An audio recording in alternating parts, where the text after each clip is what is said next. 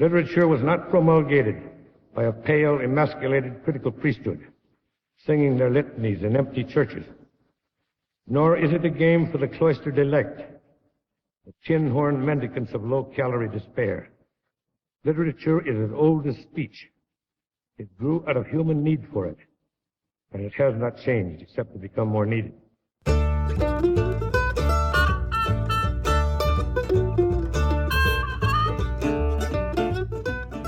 Hello everybody, and welcome to Ear Read This, a podcast providing critical introductions to our favourite works of literature.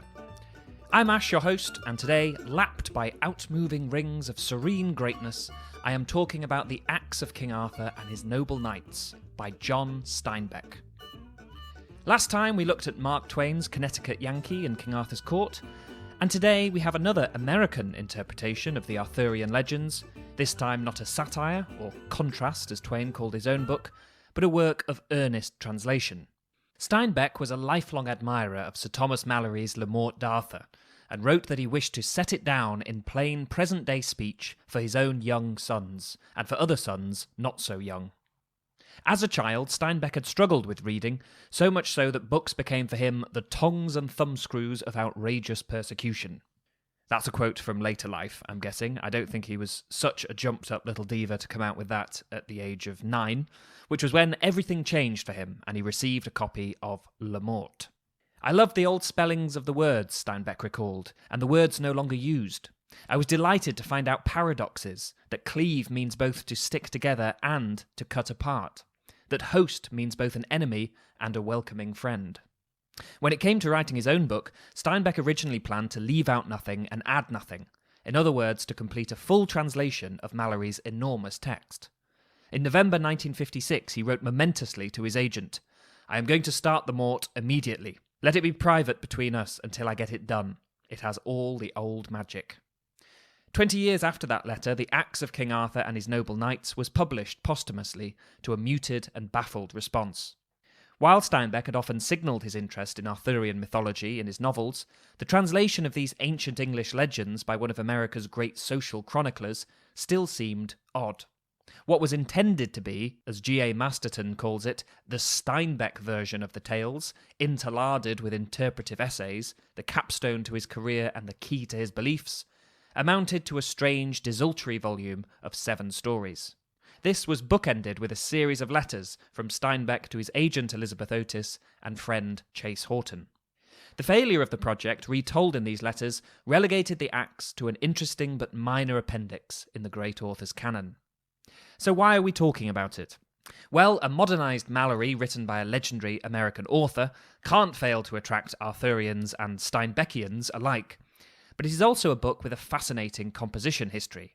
This episode might have a bit more of a making-of feeling than usual episodes, because today we will not only be discussing once again the tales of a fabled English king from around the 6th century, Malory, the knight and writer from the 15th century, but also the doomed quest of a literary giant living and working in the 20th century. Joining me in King Arthur's Court are 2 Pennsylvanian Yankees, Caleb James and Spencer Church from the Drunken Pen Writing Podcast, which, if you haven't listened to before, is a very funny show in which Caleb and Spencer discuss everything from questionable writing habits to the most outlandish subgenres of erotica.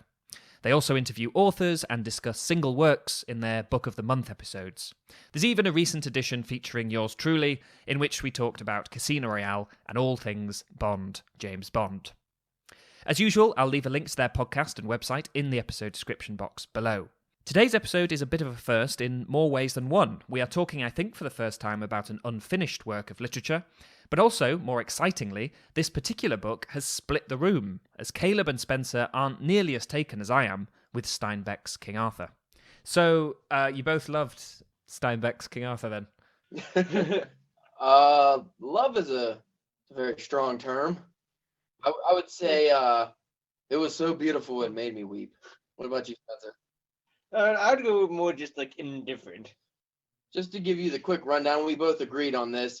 The problem with it, one, it didn't really feel like a Steinbeck novel. Again, he didn't finish this, so I would imagine this was his first draft, the whole thing. And then it was just him kind of retelling the stories. He didn't really add much to it that I noticed.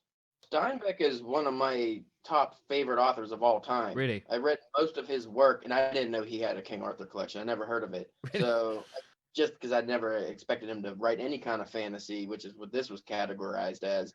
So Yeah. I didn't really look for it, but it wasn't easy to find. Even ordering, we got a Kindle version. I Yeah. couldn't find a print version that was reasonably priced. So Really? I thought Wow. that was interesting too. So it obviously wasn't very popular. And I watched a couple book vloggers on YouTube just to kind of see what their assessment of it was. And all the American book vloggers had a similar reaction that we did, where we didn't really care for it. We thought he didn't really add much to it. Caleb is not the first Steinbeck fan to be disappointed by the acts of King Arthur and his noble knights. The best one contemporary review can do is call it an erratically charming curiosity. This is not only due to the fragmentary status of the volume, but also Steinbeck's determination to get away from his customary style. I feel that I am reaching towards something valuable, he writes. It doesn't sound like me, because I don't want it to. Diana Rowan suggests that what sent Steinbeck back to Malory in 1956 was a despairing mistrust of his creative powers, and a helpless feeling that he did not understand his own age. By then, Steinbeck had written some of his most famous masterpieces, including The Grapes of Wrath and East of Eden. With a Pulitzer Prize under his belt and a Nobel on the horizon, he was, even in his 50s, a grand old man of letters. He watched with admiring anxiety the younger generation of writers, the beats and angry young men, trying to create a new, volatile language. Steinbeck supported them in their efforts, but he was heading in the opposite direction. Yearning for the older properties, he wrote, "Tragedy, true tragedy, is laughable unless it happens in a flat in Brooklyn. Kings, gods, and heroes, maybe their day is over, but I can't believe it." Steinbeck was also worried that in comfortable later life, he lacked the pressures necessary to creative survival. He was disillusioned with the tricks of the trade, speculating gloomily that maybe the future of literature is clever little trick pieces with a semblance of originality and not any depth. He hoped that his update of Malory could compete with the moving pictures and comic strip travesties that furnished the average child's idea of King Arthur. You really can't knock Steinbeck's ambition here. That sounds as feasible as trying to lure kids away from their phones with a new edition of the Canterbury Tales. Although he would modernise Malory's language, he was adamant about preserving the wonder and the magic. In no sense, he declared, do I wish to rewrite Malory, or reduce him, or change him, or soften or sentimentalise him. I believe the stories are great enough to survive my tampering. Though keen to write for children, Steinbeck also ruled out cleaning up the stories. He would leave them with their full complement of butchery, incest, and child murder. He reasoned that children not only understand these things, but accept them until they are confused by moralities which try by silence to eliminate reality.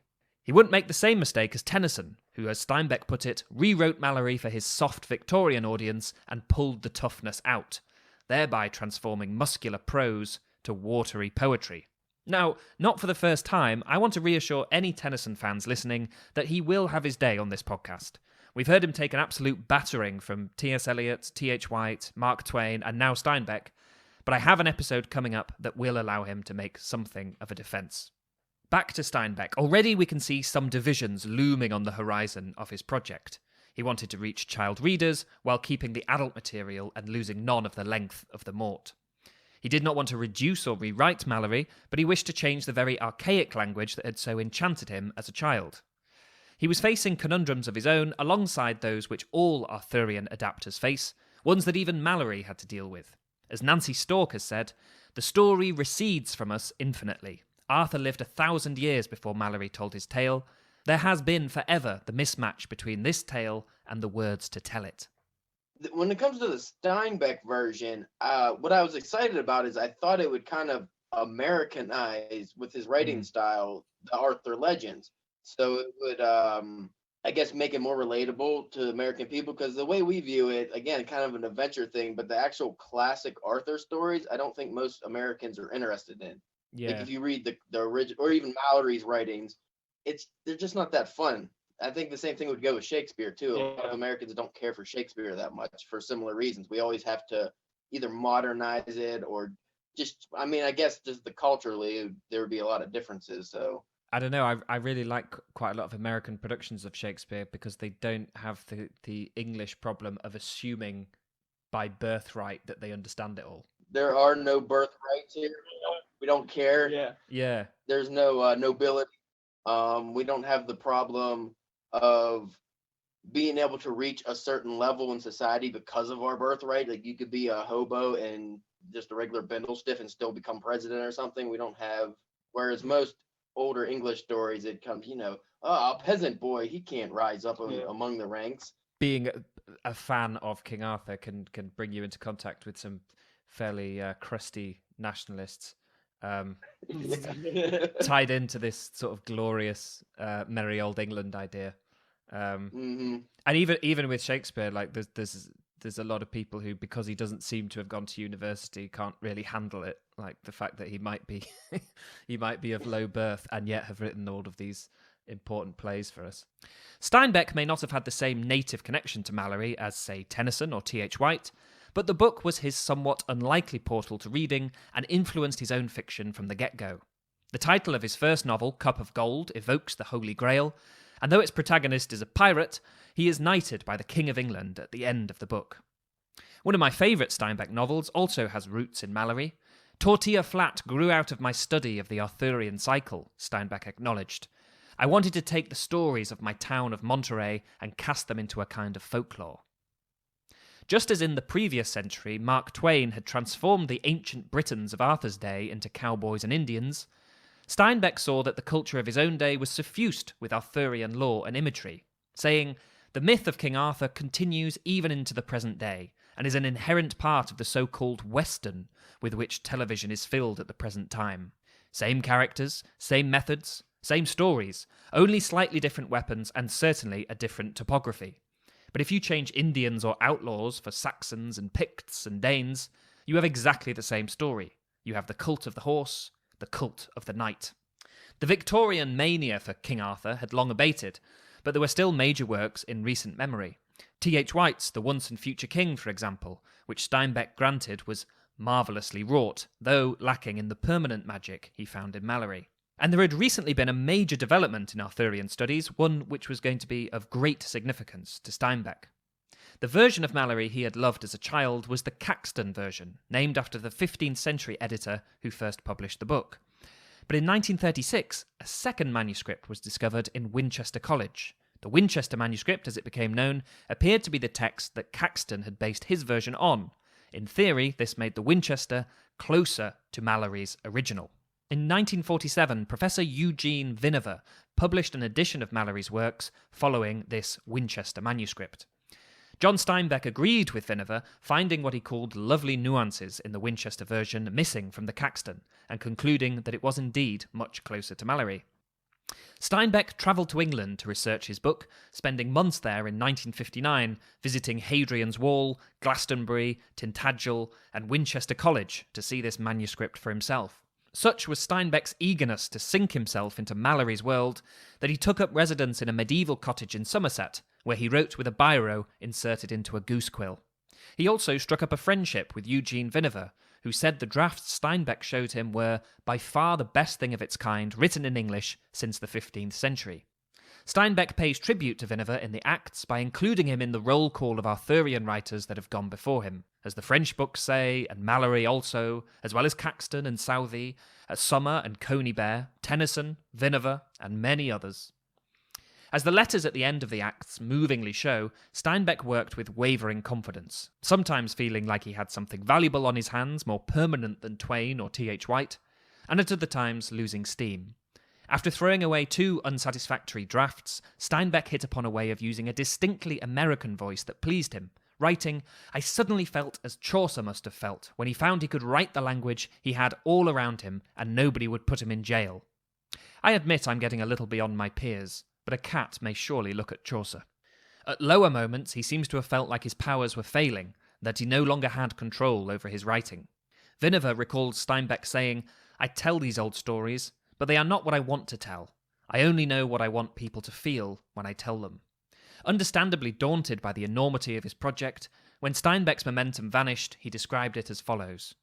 "A curious state of suspension has set in, a kind of floaty feeling, like the drifting in a canoe on a misty lake, while ghosts and winkies, figures of fog go past, half recognised and only partly visible." I had no idea until I started reading about this how serious he was about King Arthur. Like, it was a bit of a lifelong obsession. It's what made him want to be a reader. Yeah. He wasn't interested in reading at all before he read Malory's King Arthur tales. I didn't get as far because that was in the introduction. I don't remember if it talked about that, if that influenced his writing at all, but it definitely, his reading and his love for literature came from the King Arthur stories, which is why he wanted to tackle the retellings of the stories originally. Steinbeck, he really came to prominence during the Great Depression. So he was a child during like World War I and the Spanish flu, just a very bleak upbringing, I would imagine. I mean, I think he lived in California, so he had that view on things, a little more sunny disposition. But I think just the fantasy aspect of it and being able to, like, the escapism of King Arthur probably lit up something in his brain that wasn't in the fiction he was probably reading in America at the time. Which is very interesting, seeing how his writing was more directed towards societal issues versus this was his only fantasy story or collection. That's why I was very surprised when you brought up that there was a Steinbeck King Arthur collection, because I didn't know he tackled fantasy in any kind of respect. When I was 9, writes Steinbeck in his dedication, I took siege with King Arthur's fellowship of knights most proud and worshipful. It chanced that squire-like duties fell to my sister of 6 years. It sometimes happens in sadness and pity that faithful service is not appreciated. Wherefore this day I make amends within my power, and raise her to knighthood and give her praise. From this hour she shall be called Sir Mary Steinbeck of Salinas Valley. The dedication is written in the medieval style of the Winchester manuscript, for which, as Ellie McCausland writes, Steinbeck embarked upon a self-proclaimed quest to London, where he purchased sheets of vellum. Viniver helped him to locate a scribe capable of copying the 15th century hand and replicating the embellishments of the original, incorporating phrases from Malory's text, and visually resembling the opening page of the manuscript in its elaborate flourishes and script. The importance of Steinbeck's childhood playing of King Arthur with his sister Mary is stressed by McCausland, who says his musings upon the permanent nature of the Morte centre upon the dreamlike, childish aspects of Malory's work. One of the ways that Steinbeck was to part from Malory was in his approach to the female characters. He was constantly amazed by Malory's feeling about women. Malory doesn't like them much, unless they are sticks, he noted. Though Steinbeck's is hardly a feminist reading of Guinevere and Nineveh, they are more than sluts, harpies, or sticks. And Steinbeck offers us his most complex female character in Lady Lynn. An original creation, she is a woman of 60 who trains knights. Taking the young Iwain under her wing for a year of tutelage, she tells him that as a girl she loathed embroidery and would instead dress as a boy. At heart, she says, she is a fighting man and teacher of fighting men. Perhaps here Steinbeck is paying a further tribute to his former squire, his sister Mary, by admitting a woman into the knightly fold. After all, women invented chivalry, as Lynn tells Iwain, something the knights don't remember, just as they won't remember the name of Iwain's tutor. But I will leave men behind me, she says. My tilt-yard is the womb of knights. Steinbeck very neatly enfolds his addition to the legends while providing an explanation for her absence elsewhere. As Iwain rides back to Camelot, we leave him preparing his tale as he would have it told and repeated down the ages, thereby hinting at how the tale of a female trainer of knights might subtly disappear from the record. The baggy, porous nature of Arthurian legends invites such tampering, of course, but the creation of Lady Lynn runs counter to Steinbeck's promise to alter nothing and add nothing to Malory, and is all the more surprising in light of his obsessive research. Steinbeck made 2 fact-finding tours of England and another to Italy to examine medieval archives. To keep his growing store of reading material on hand, Steinbeck acquired a £17 micro-reader, which, as he excitedly reported, allowed him to carry around a large library in a shoebox. Steinbeck was a university dropout. The nervously self-deprecating references to his research in his letters suggest to Ellie McCausland underlying insecurities regarding his academic legitimacy. Nothing is so dangerous as the theories of a half-assed or half-informed scholar, Steinbeck writes at one point. All of which is rather at odds with his desire to reach children and recapture the old magic he himself experienced as an untutored child reader, not only reading but enacting the tales of Arthur. While the earlier stories in the Acts could have been written by an academic, by the time we reach Lady Lynn, a novelist has taken over. We'll return to this transition shortly, but for now, I want to talk a little more about the book's relationship with children. You must learn to listen to children, Merlin advises Arthur.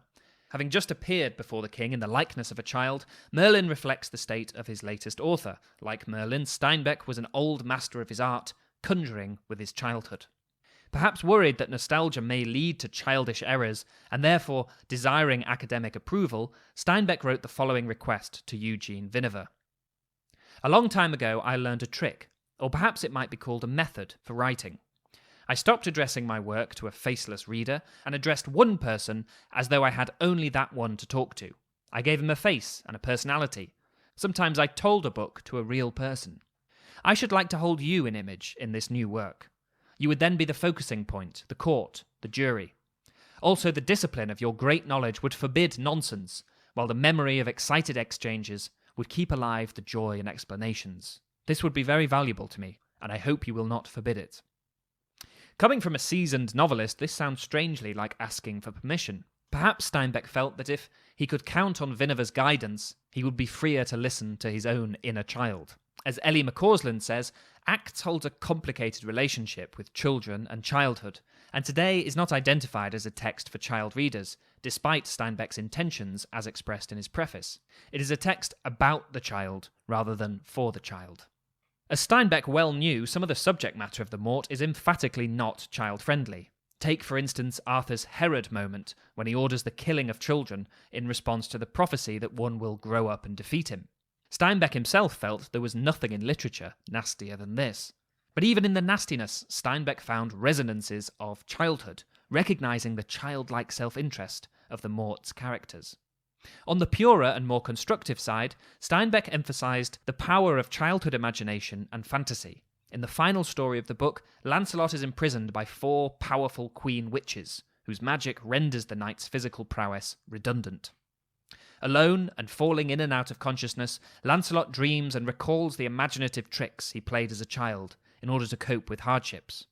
And so, as McCausland writes, in returning temporarily to memories of himself as a little boy and the mental spells he performed, Lancelot is able to understand and to outwit the witch queens. It was interesting reading the letters at the end because he was quite keen on the idea of doing exactly what you said he doesn't end up doing at the start, which is kind of like Americanizing it a bit.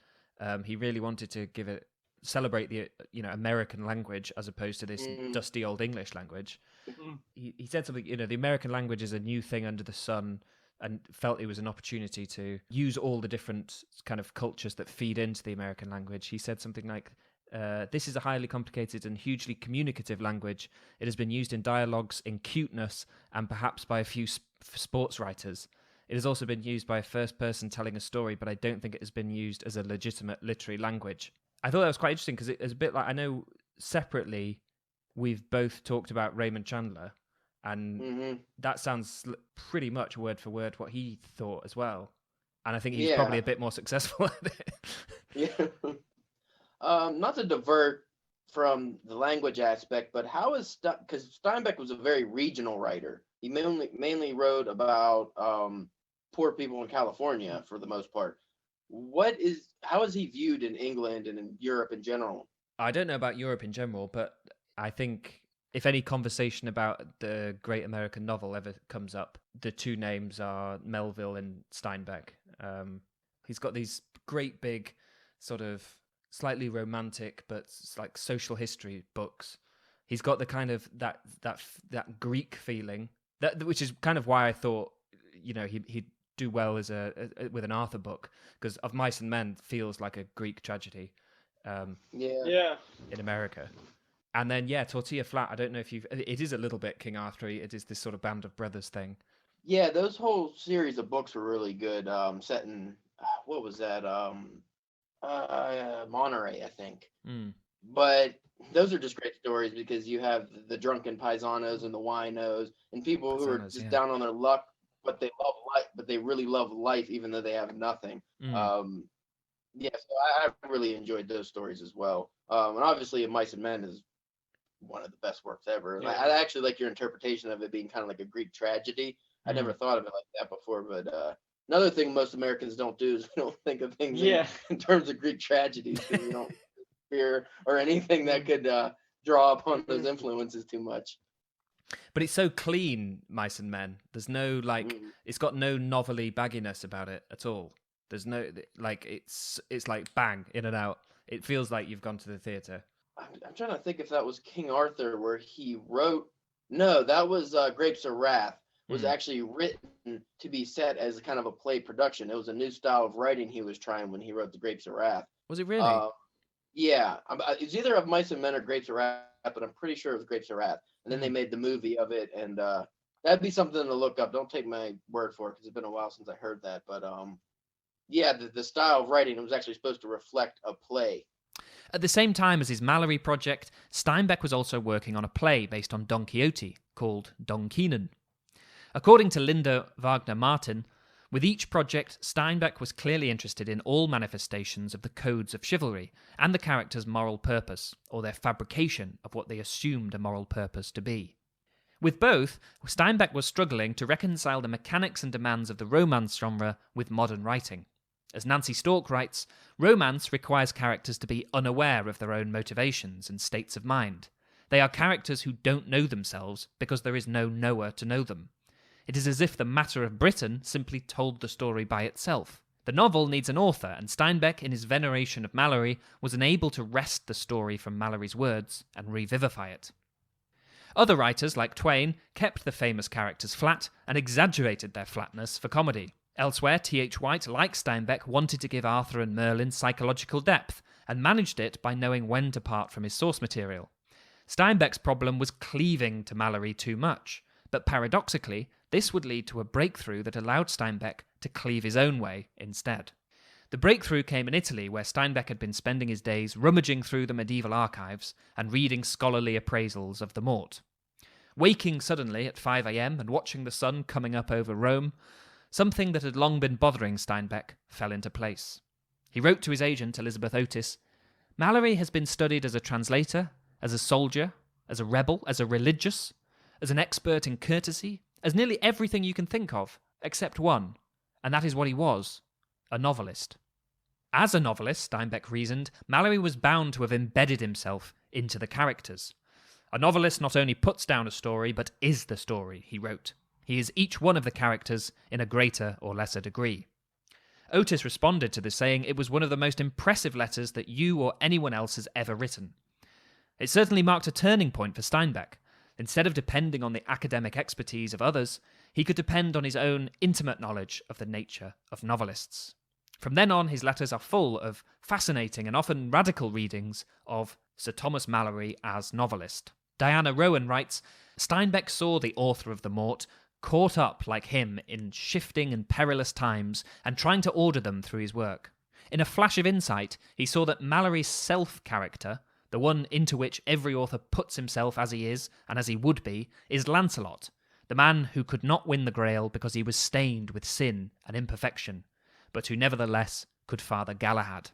Elsewhere, Steinbeck writes that a beautiful thing is how Malory learned to write as he went along. The straggling sentences, the confused characters, and events of the earlier parts smooth out as he goes along, so that his sentences become more fluid and his dialogue gets a sting of truth, and his characters become more human than symbolic. He became a master, and you can see it happening. I'm not going to try and change that. I'll go along with his growing perfection, and who knows, I may learn myself. Convinced as he was that the Winchester manuscript was closer to Malory than the Caxton version he'd read as a child, Steinbeck now suggested how those new discovered nuances might have been lost. Caxton was a printer, an editor, and city man, whereas Malory was very, very much country, and also in jail quite a bit. Quite a bit being an impressive piece of understatement. As Peter Ackroyd writes in the introduction to his own version of Malory, at the beginning of the 20th century, an American scholar discovered a court record, partially burned, that accused Malory of rape, ambush, intent to kill, theft, extortion, and gang violence. In our last episode, we saw how Mark Twain attacked the monarchy by introducing a rogue democratic element into King Arthur's court. And according to Ellie McCausland, by probing deeper into the basic human qualities underpinning Malory's creative vision, Steinbeck effected a further democratization of the legend, identifying its characters, particularly Lancelot, as mystic ciphers for Malory's own, rather more prosaic consciousness. This line of thinking had a freeing effect for Steinbeck. His inherited characters now acquired new idiosyncrasies and soul. Merlin's self-prophesied doom, namely that he will fall in love with a maiden who will be his undoing, infuriates Arthur just as it infuriates the rest of us. But here it is justified with elegance and pathos. Merlin cannot avert his fate, not because he is stupid, but as he says, because I am wise. In the combat between wisdom and feeling, wisdom never wins. While Steinbeck frankly admitted that Arthur was a dope, other characters are full of new intrigue and richness. Gawain, the Lady Lynn says, is a temperament who feeds upon himself like those lizards who consume their tails. Gawain has up days when the moon is an easy jump, and down days when an earthworm makes a high arc over his head. We hear the pain of Kay, the seneschal, who organises the countless feasts and celebrations, and talks of being eroded by the pressures of event management. Granite so hard that it will smash a hammer can be worn away by little grains of moving sand, he says to Lancelot. To you, a feast is festive. To me, it is a book of biting ants. Even villainous non-human characters are treated with sympathy. When Sir Marholt finds the hoard of a giant, he sees gold and silver, jewels and bright cloth, alongside pieces of broken glass from church windows, and quartz, and shards of blue and yellow pottery. A mighty mixture of great wealth and great nonsense. The knight comments, poor thing, he didn't know the difference. He couldn't learn to steal only valuable things, as civilized men and women do. John Gardner notices that as he warms to his work, Steinbeck uses Malory more freely, cutting deeply, expanding generously. In Malory's version, the story of Sir Owain is only 3.5 pages long. With Lady Lynn in tow, Steinbeck produces 30. The last story of the acts concerns Lancelot, who Steinbeck had identified as the character Malory most projected himself onto, and perhaps this is why he pays special attention to him. As Gardner writes, Steinbeck creates a lifelike Lancelot, a veteran soldier who knows his business, how to grab sleep when you can and so on, shows in quick, realistic strokes how the soldier wakes up, wrings his muscles against cold and cramp, and how magic starts to happen to this cool, middle-aged realist. Arguably the most un-Malory-like sequence comes right at the end, as Lancelot and Guinevere give in to their suppressed passion for one another. Their bodies locked together as though a trap had sprung. Their mouths met and each devoured the other. Each frantic heartbeat at the walls of ribs, trying to get to the other until their held breaths burst out, and Lancelot, dizzied, found the door and blundered down the stairs. And he was weeping bitterly. Though he retains the Malory habit of starting a sentence with "and," there is nothing this intimate or physically passionate in Steinbeck's source.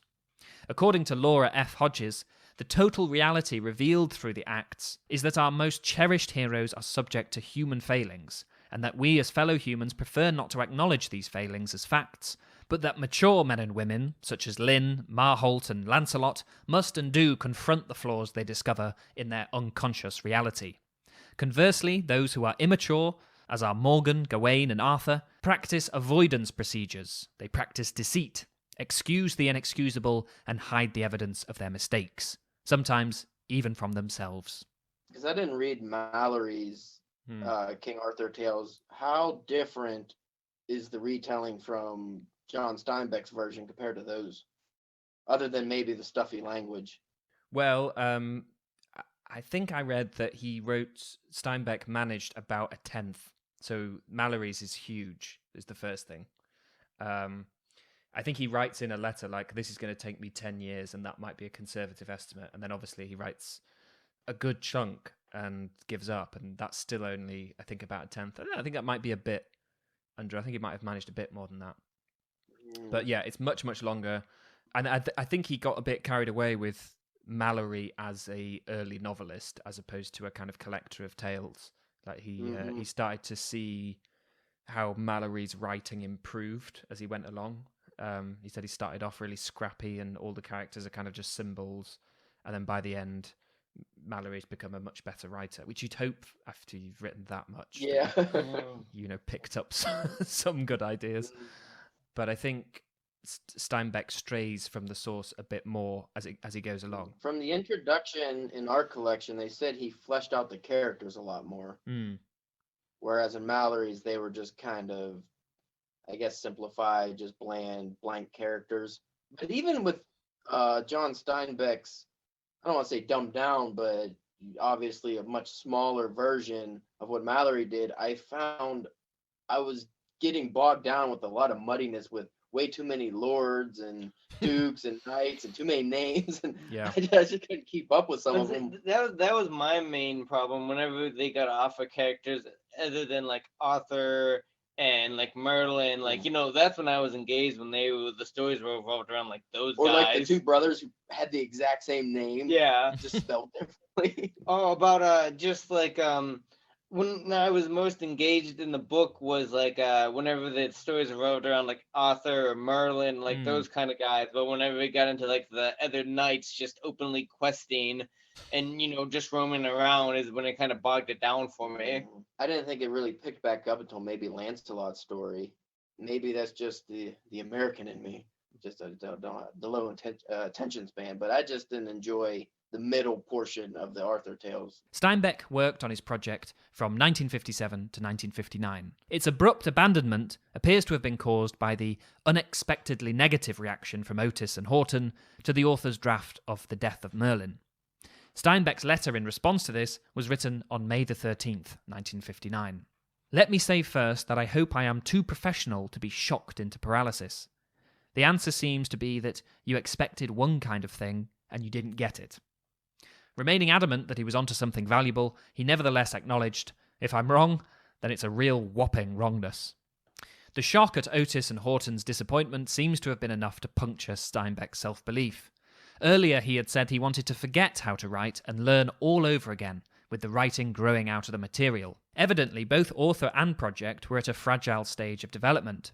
Steinbeck was holding out hope that apparently contrary elements in his process would pay off, that scholarly research and childlike fantasy could coexist, that by focusing heavily on Malory, Steinbeck could find his own voice, and that by turning over the lumber of the past, he might find the future. My looking is not for a dead Arthur, he wrote, but for one sleeping, and if sleeping, he is sleeping everywhere, not alone in a cave in Cornwall. Despite his initial defence, within a few months the work had petered out. It doesn't gel, he wrote to Otis. You know that, and so do I. For 6 years, the letters pertaining to King Arthur stopped. But that's not quite the end of the story. After abandoning the draft he was working on in 1959, Steinbeck began again, and it is this second version that was published years after his death. As Chase Horton writes, it is unfinished and wasn't edited or corrected by the author. Elizabeth Otis received a final letter from her client on the subject of the book on July 8, 1965. I go struggling on with the matter of Arthur. I think I have something, and I'm pretty excited about it, but I am going to protect myself by not showing it to anybody, so that after I get a stretch of it done, if it seems bad, I can simply destroy it. But right now, I don't think it is bad. Strange and different, but not bad. This was actually my first real dive into the King Arthur lore. Yeah. I mean, I obviously watch movies, shows, things like that, and I've read through school like individual stories, and I don't even know which ones they were, like what collections or anything. But I never actually got into the King Arthur's mythos until I read this collection. And I was really excited. Yeah. I was doubly excited because it was Steinbeck, and I was disappointed on both fronts. And I mean, like there was like moments in, you know, when they mentioned like the Round Table and Excalibur, you know, pumped up. Yeah, I know that stuff. But then like nothing happens with it. Yeah. Apparently everybody was just sticking fucking stones or swords in stones. So it's like, what's happening here? Stupid lady from the lake. That's who I hated the most. I'm glad you had her head cut off. I enjoyed that part. There was a lot of polite brutality that I enjoyed. It's like, I'm going to kill you, but first I'll let you stand up and fight me like a man, and then I'll chop your head off. Also, sidebar, because I think we talked about this on another episode maybe. I didn't realize that a lot of, like, the mafia code comes from the King Arthur legends. Oh, does it really? Yeah, for instance, the wedding, you can ask King Arthur on his daughter's wedding day for a favor and he'll grant it. That's obviously a big mafia trope. And then the whole thing with honor and if you have a guest, you can't kill a guest in your house or things like that. Like a lot of that comes from King Arthur is also adopted by mafiosos, which I did not know. And they in The Untouchables, they sit around a round table in that shot when De Niro has the baseball bat. Arthur, I don't think, ever clubbed one of his knights to death at the round table. But he'd have had an helmet on. Imagine there's a lot of knights that would not enjoy that. They might be upset. Yeah. Though there was a lot of stories in this collection where a knight would go to one of the millions of kings apparently England had at the time, would go to their kingdom, and then go to their banquet where they were a guest, and then obviously cause mayhem. I think the biggest story, I don't remember which character it was it like the spear that stabbed Jesus he finds, and then the whole kingdom collapses on him? The dolorous stroke. Yes. Yeah. Out of the stories, which one was your favorite? If you had to pick. Of the ones that are in Steinbeck, I think the two Merlin ones. I would say the two brothers, I forget their name, they had the same name, I think, who ended up fighting each other on the island to the death. I like that story. And I also like the Merlin stories a lot. Yeah. Other than his demise, which I thought was very stupid. The lady who he taught how to trap him, and he knew it was going to happen, and he still did it. And I'm going to give you the trapping me in a cave spell. Yeah. Whoops. Yeah, probably should have did that. Yeah. That was a mistake. Yeah. And then obviously the King Arthur pulling the sword from the stone was a good touch. And also another thing I didn't know, that Excalibur is not that sword. Yeah.